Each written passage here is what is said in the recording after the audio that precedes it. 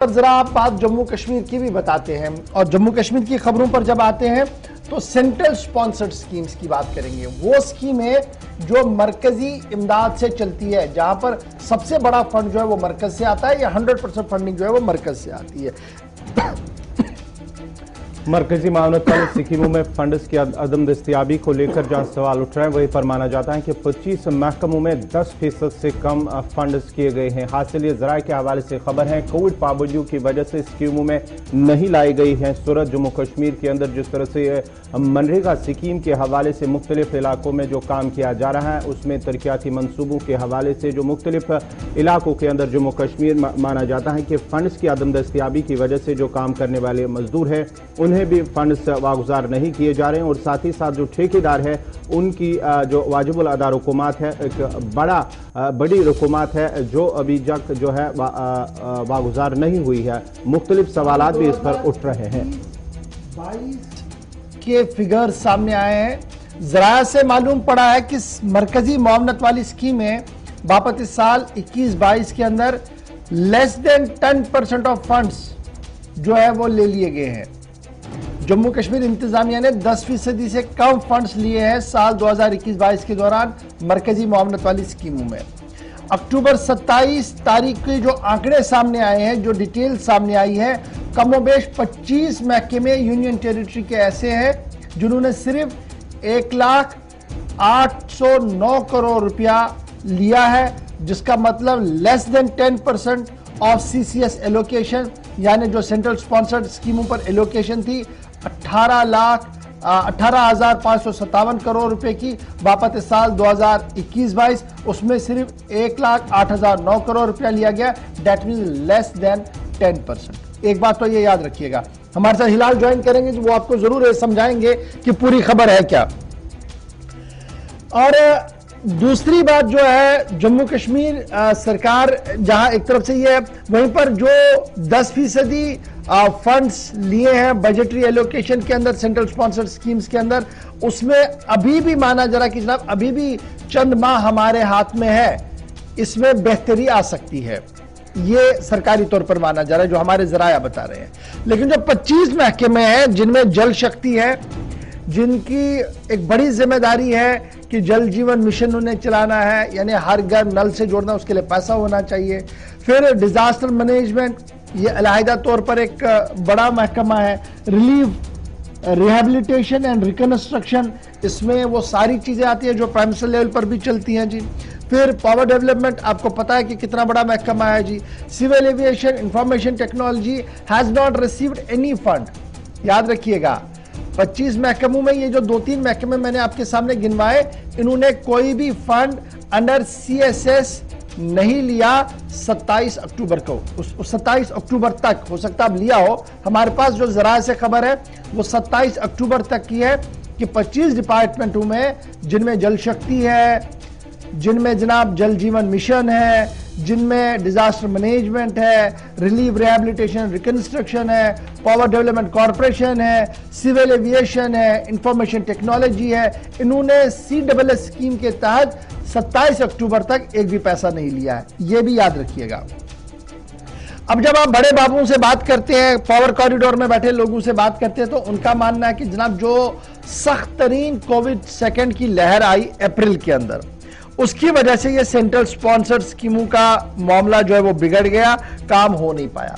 लेकिन जो जराया हमें बता रहे हैं उनका मानना ये है कि जनाब टेंडरिंग तो की गई, लेकिन जिस तरीके की टेंडरिंग की गई उस टेंडर पर किसी ने काम किया नहीं। ऑनलाइन टेंडरिंग का था और कश्मीर में आए दिन जो सूरत हाल है उसको लेकर बाहर से कोई आया नहीं, ये एक बड़ी वजह है। और बजट एस्टिमेट और सेंट्रल स्पॉन्सर्ड स्कीमों के जब बजट एलोकेशंस को आप देखेंगे तो मालूम पड़ेगा कि सरकारी दावे जो हैं वो कहीं ना कहीं शराब साबित हो रहे हैं। 27 अक्टूबर की जो एदाद शुमार पावर कॉरिडोर के अंदर, हिलाल हांजुरी हमारे साथ है। हिलाल, बहुत शुक्रिया जी ज्वाइन करने के लिए। बड़े वादे कि जनाब तरक्याती मंसूबों में रफ्तार होगी, हर जगह पर तरक्की होगी, स्मार्ट सिटियां बनेंगी और तरह तरह के और बातें किए गई। लेकिन जब हम जम्मू कश्मीर की बात करते हैं तो जम्मू कश्मीर के अंदर सेंट्रल स्पॉन्सर्ड स्कीम्स की बात करते हैं। 27 अक्टूबर तक जो जराया से हमारे पास खबर है वो ये है कि मुख्तलिफ महकमों के अंदर सिर्फ 10% रकम ही ली गई है। क्या ये हमारे सिस्टम की कमी है, खामी है, या वाकई तौर पर कोविड सेकेंड लहर ने इतनी ज्यादा परेशानी की कि कोई काम ही नहीं हो पाया? और जब मैं रेस्ट ऑफ द इंडिया में देखता हूं तो यही स्कीमें 30%, 70%, 80 और 90% तक भी चली गई हैं। बिल्कुल गौहर, चूंकि 10% का जो इसमें शेयर है अभी तक हासिल हो जाना, तो इसका यही मतलब है कि लगभग 8 से 9 महीने हो गए कि अभी तक जो जम्मू कश्मीर का काम है वो 10% ही हुआ होगा।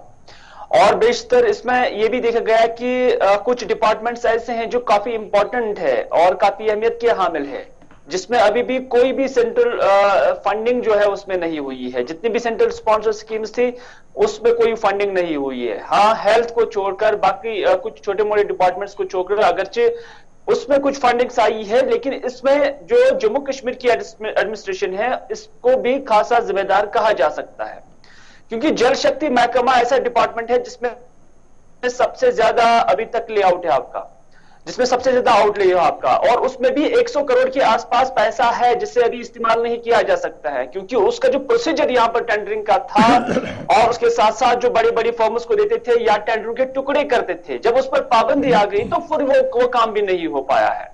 और जो बाकी नेशनल लेवल की जो बिडिंग हुई थी और उसमें जो बाहर की जो ठेकेदार है या जितनी भी कंपनीज है, तो उन्होंने भी जो अभी तक हमें ऑफिशियल डेटा इस हवाले से मिल रहा है जरा के हवाले से, वो यही है कि उन्होंने भी उसमें इधर उधर करके इस काम को छोड़ दिया। नतीजा क्या हुआ कि जम्मू कश्मीर के अंदर जो कंस्ट्रक्शन का काम था, जो डेवलपमेंट का काम था, वो रुक गया।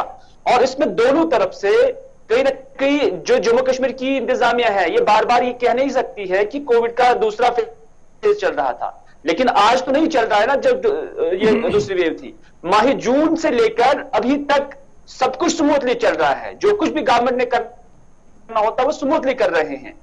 और प्राइवेटली भी जब हम देखते हैं तो हर कोई जिसको जो काम करना होता है वो कर लेता है। जहां जहां पर अभी थोड़ा थोड़ा सा काम हो रहा है, जब वहां पर कोविड की इंप्लीमेंटेशन नहीं है, जब वहां पर कोई प्रॉब्लम नहीं कर रहा है, तो बाकी मानदा कामों में क्यों? तो ये जरूरी है कि लॉजिक बन गया सरकार या उसकी एजेंसीज या उनके अफसरान के लिए। अदरवाइज जमीनी स्तर पर अभी काम करने की गुंजाइश थी लेकिन नहीं हो पाएगी। लेकिन अब विंटर आ गया है, अब कुछ महीने आपके और बच गए हैं, क्योंकि ये अभी भी 4-5 महीने का वक्त है।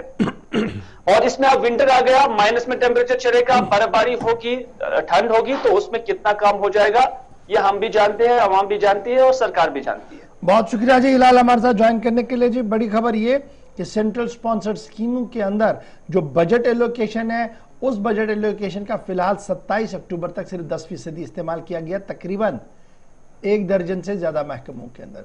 और क्या वजूहत है वो थोड़ी सी हमने बात की है, लेकिन पावर कॉरिडोर के अंदर लोगों का मानना है कि जनाब अब रफ्तार पकड़ेगा जी मामला, अब हमारे पास 2-3 महीने और देखिए किस तरीके से ये पूरा पैसा जो है वो खत्म होता है। चलिए जी, ये तो बात थी जनाब